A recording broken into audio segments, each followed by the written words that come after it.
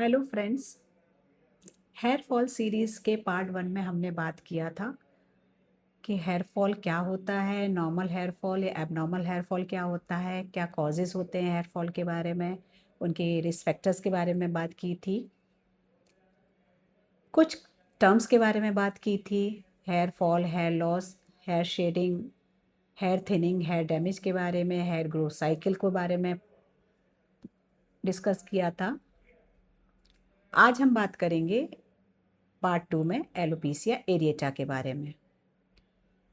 Alopecia areata एक auto immune condition होती है।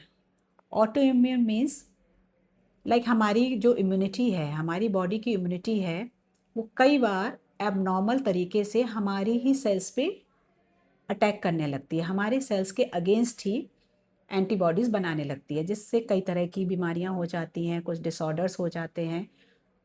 उसी में जब वो हमारे हेयर की सेल्स को डिस्ट्रॉय करती हैं तो उसको बोलते हैं एलोपेशिया एरिएटा। इसमें जो हेयर फॉल होता है वो पैची होता है या कॉइन शेप्ड हो सकता है। जो पैची होता है वो एक दो पैचेस भी हो सकते हैं, मल्टीपल पैचेस भी हो सकते हैं। ऑल ओवर स्कैल्प आपका इन्वॉल्व हो सकता है। अगर पूरा स्कैल्प इन्वॉल्व हो रहा है तो उसको बोलते हैं एलोपेशिया टोटालिस। मोर देन 70% स्कैल्प में अगर हेयर फॉल हो रहा है, पैचेस बन रहे हैं, तो उसको बोलते हैं एलोपेशिया सबटोटालिस।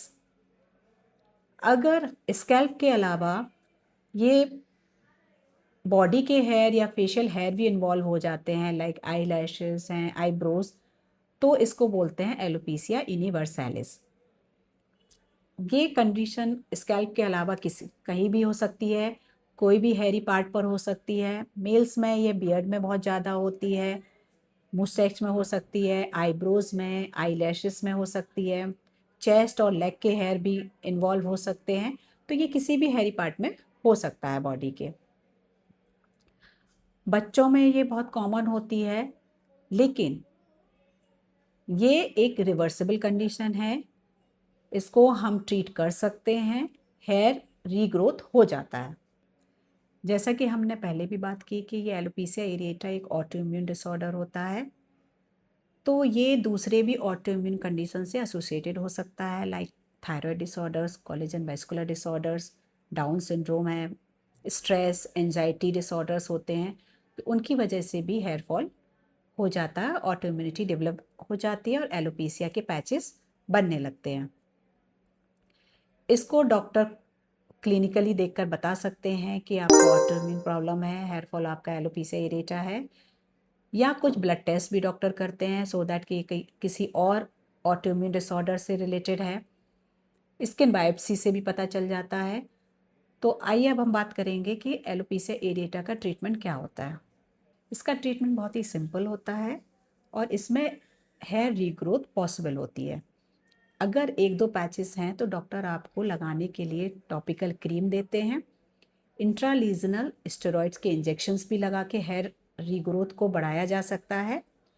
अगर पैचेस मल्टीपल हैं, यूनिवर्सैलिस है, टोटालिस है, तो कुछ खाने वाली दवाइयाँ प्रिस्क्राइब कर सकते हैं। इसमें स्टेरॉइड्स या इम्यूनोमोडुलेटर्स होते हैं जो कि आपकी इम्यूनिटी को कुछ टाइम के लिए सप्रेस कर देते हैं कि हेयर ग्रोथ हो जाए।